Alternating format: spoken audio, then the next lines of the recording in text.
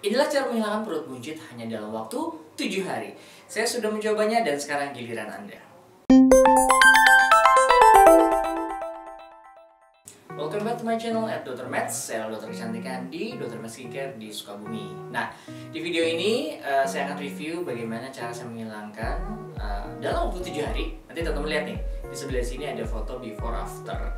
Jujur itu adalah kondisi yang paling nyebelin selama aku kuliah, selama sekarang aku kerja, itu perut aku paling buncit.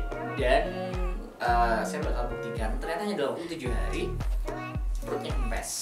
Dan ini bukan abal-abal, ini saya sudah riset.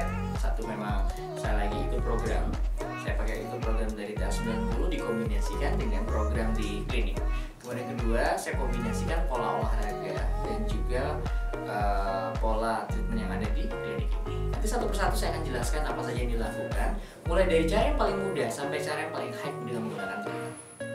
Yang paling pertama adalah setelah saya mempelajari bahwa hal yang paling penting yang mempengaruhi kenapa kok ada orang perut buncit dan tidak, 80% itu adalah dari pola makanan.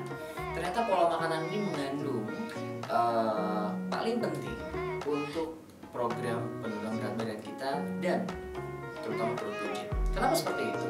Karena ternyata adalah seberapapun Anda olahraga, sekuat apapun, seintens apapun, kalau pola makannya bisa acak-acakan, semuanya akan gagal. Jadi, kalau misalkan ditanya, "Dok, tips yang paling pertama itu apa?" Ubah pola makan Anda. Nah, saya akan bicarakan detail pola makan apa saja yang saya lakukan dan apa saja jenis-jenis makannya sehingga bisa berhasil seperti ini. Untuk pola makan ini yang saya gunakan adalah pola intermittent fasting dengan high protein. Dok, maksudnya apa? Teman-teman nanti silakan cek lagi video yang sebelumnya tentang pola intermittent fasting. Di sini saya akan jelaskan secara sederhana. Yang pertama ini adalah dengan cara puasa. Maksudnya apa, Dok? Maksudnya adalah kita melakukan puasa dengan menggunakan jendela makan. Ada banyak jenisnya. Kalau teman-teman saat ini mungkin masih pemula, masih nggak kuat, itu teman-teman bisa gunakan hampir sekitar 12-16 jam. Artinya adalah teman-teman puasa mulai dari jam 6 sore, kemudian sampai besok paginya lagi, berarti 16, 24, 16, berarti 8 jam puasa. Berarti 8 jam terakhir, jam 7 malam masih boleh terakhir, kemudian boleh makan pagi. Itu biasanya untuk masa-masa pemula. Kalau yang saya gunakan adalah, saya menggunakan jendela makan 6 jam. Jadi caranya sederhana, tidak makan sama sekali kecuali air. Kalau pagi-pagi aku minum klorofil. Kenapa klorofil? Karena dengan klorofil itu dapat meningkatkan metabolisme. Kemudian yang kedua, saya menggunakan jam start dari Nuskin. Itu adalah fungsinya adalah sebagai ibarat starter. Kemudian tanpa kalori sama sekali sampai jam 12. Mulai dari jam 12 sampai pukul 6 sore baru saya makan. Dan terutama makannya itu adalah utamakan high protein. Kemudian itu sudah ya. Berarti masa jendela makan saya gunakan 6 jam dari jam 12 sampai jam 6 sore. Yang kedua, cara makannya gimana? Sangat sederhana. Teman-teman lihat, ini piring teman-teman. Ya, bayangkan ini piring. Kita bagi menjadi setengah. Setengahnya ini udah adalah high protein. Jadi 50%-nya protein. Apakah protein hewani ataupun nabati. Kemudian setengahnya lagi kita bagi dua. Seperempat yang pertama ini nasi. Kalau bisa nasi merah. Dan kalau bisa hanya 3-4 sendok saja. Sisanya sayuran bebas. Simpel kan? Dok, bagaimana resep-resepnya atau apa? Nggak usah khawatir, nanti ada video saya khusus tentang resep-resep apa saja yang teman-teman bisa gunakan.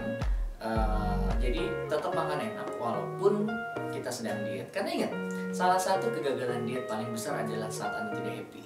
Anda menahan dari segala macam makanan, Anda nggak bisa makan makanan yang enak, pasti secara otomatis dietnya pasti gagal. Kenapa? Karena Anda stres. Dan pada saat stres, itu terjadi peningkatan hormon kortisol yang akan menyebabkan peningkatan berat badan pada diri Anda. Oke? Jadi yang pertama adalah tentang pola makan. Ada jendela makannya, ada jenis makanannya dengan menggunakan plating. Bagi setengah, 50% adalah protein. Setengahnya lagi atasnya sayuran, atasnya lagi adalah karbohidrat. Bisa pakai nasi, boleh tidak macam-macam. Saran terbaik adalah menggunakan nasi merah. Yang kedua adalah olahraga, itu udah pasti. Lebih baik teman-teman olahraga 15-30 menit per hari atau bahkan 10 menit per hari. tapi tiap hari dibandingkan dengan harus olahraga 3 jam cuma satu aja. Kenapa seperti itu? Karena tubuh kita itu butuh peningkatan metabolisme. Peningkatan metabolisme terjadi jika Anda melakukan sebuah gerakan secara konsisten. Dan ingat, untuk membakar lemak sebenarnya Anda cukup membutuhkan olahraga jenis ringan sampai sedang. Bisa jalan kaki, kemudian bisa lari pagi, ataupun juga kalau lebih bagus harus melakukan proses pembentukan otot. Kalau dokter melakukan apa? Kalau saya melakukan satu, saya pasti jogging, terus kalau bisa di Sedapa ataupun Lapang Merdeka selama 20 menit. Kemudian 10 menitnya lagi saya gunakan waktu untuk pull up. Kemudian saya gunakan untuk melakukan namanya teknik plank. Teman-teman lihat nanti di sini, ini adalah teknik plank. Ada begitu banyak teknik plank, mulailah dari yang paling sederhana. Lakukan selama 3 sesi selama 2 menit.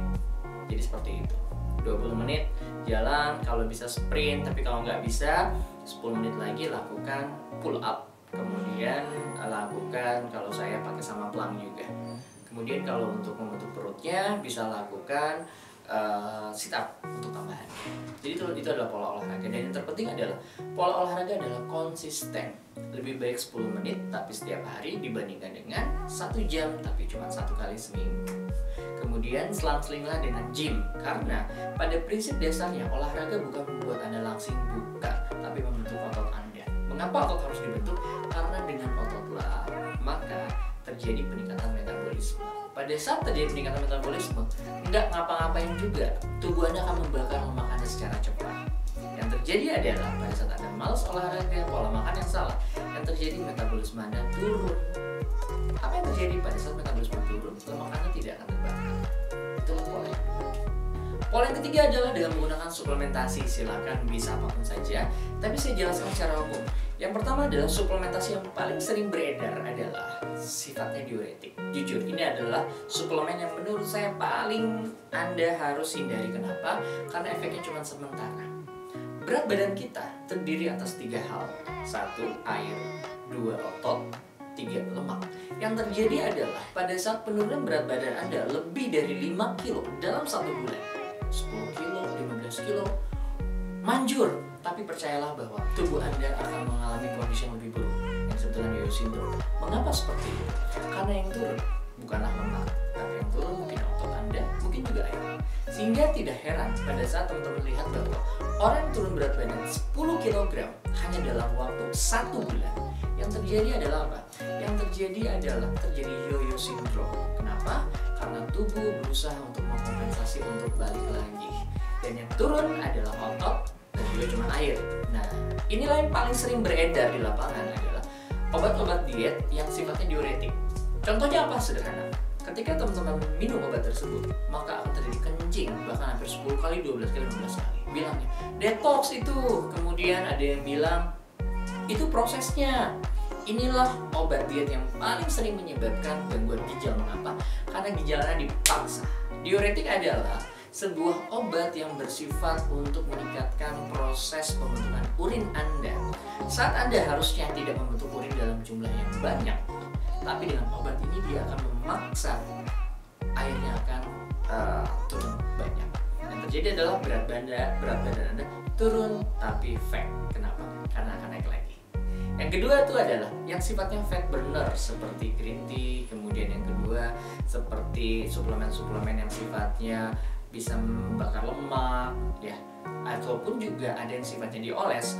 Itu berarti adalah tipe yang kedua adalah obat yang tipikalnya adalah fat burner. Polanya apa? Polanya ningkatin metabolisme. Oke, yang ini bagus. Dan saya lebih suka yang naikin metabolisme. Mengapa? Karena biarkan mesin tubuh Anda bekerja ya secara 24 jam untuk membakar lemak Anda.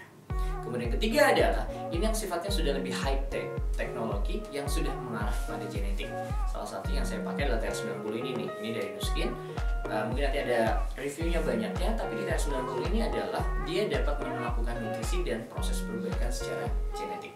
Saya pribadi dan saya akan review bagaimana sekarang tes untuk tubuh kita itu sudah benar-benar high tech. Adalah namanya nutrigenomik dan skin DNA. Jadi kalau untuk pola slimming yang udah paling bagus untuk bertahan lama itu adalah pola yang berbasis genetik. Tapi memang jujur ini harganya mahal. Tapi teman-teman nanti ketika beli obat langsing, lihatlah 3 hal ini. Apakah dia termasuk diuretik? Nah, ini paling berbahaya, boleh, tapi hanya dalam dosis yang rendah. Kedua, apakah dia sebagai pembakar lemak? Ketiga, sifatnya sudah ke arah genetik yang high tech. Yang keempat, saya tadi lupa bilang, untuk nahan nafsu makan. Jika dalam kondisi yang aman, nggak ada masalah. Tapi jika dalam kondisi dosis yang maksimal, itu yang bermasalah. Kenapa? Karena Anda ditekan nafsu lapar Anda dalam waktu 1, 2, 3 bulan setelah program, Anda akan jauh lebih lapar daripada sebelumnya. Mengapa? Karena tubuh kita memiliki sistem balik atau kita sebut feedback mechanism. Pada saat ditekan, dia akan naik nafsu lapar yang jauh lebih parah dan sering banget susah tidur karena obat-obat tipikal seperti ini. Yang kelima adalah, makanya ini adalah kita gunakan treatment. Ada banyak treatment. Secara umum saya bagi menjadi dua. Satu yang tanpa alat, satu dengan alat. Satu yang tanpa alat ini kita menggunakan biasanya mesoterapi atau injek. Fungsi utama injek ini ada bermacam-macam. Ada yang sifatnya adalah hanya sebagai pemecah lemak. Yang kedua itu adalah yang sifatnya penghancur lemak. Pemecah lemak ini adalah obat-obat yang paling sering ada di klinik kecantikan. Tapi yang penghancur lemak itu adalah hanya di beberapa jenis yang disebut dengan intralipoterapi. Saya ulangi lagi, intralipoterapi. Bagaimana cara membedakan satu dari jarum yang dipakai? Jika menggunakan jarum 30G yang pendek-pendek, yang suntik itu langsung biasanya sifatnya mesoterapi. Prinsip kerjanya sangat sederhana. Ini adalah kantong lemak kita. Pada saat disuntik maka terjadi pengusutan kantong lemak.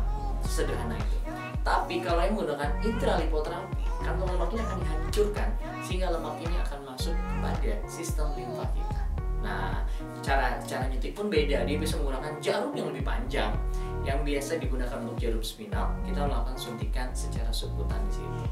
Yang kedua adalah dengan menggunakan alat. Ada banyak. Salah satunya juga, tadi saya lupa. Salah satunya juga saya gunakan akupuntur.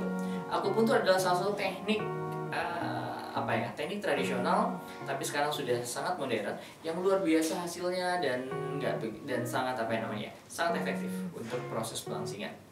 Kemudian kedua, dengan menggunakan alat ada banyak, mulai dari yang paling sederhana, ada yang mulai dari masukkan ke pemanas. Sifatnya adalah dia meningkatkan panas dan air sehingga keluar. Yang kedua, ada yang sifatnya itu adalah sudah kombinasi dalam banyak hal. Kalau di kita namanya adalah slimming master. Ada proses pemanasan, ada proses RF, dan ada proses masas limfatik. Kemudian ketiga, ada juga yang menggunakan cryolipolysis. Ini yang terkenal, yang harganya cukup lumayan mahal juga, lumayan mahal sekali. Prinsip kerjanya sederhana. Sifatnya adalah menghancurkan lemak dengan cara bagaimana kulit kita itu dibuat vakum langkah pertama.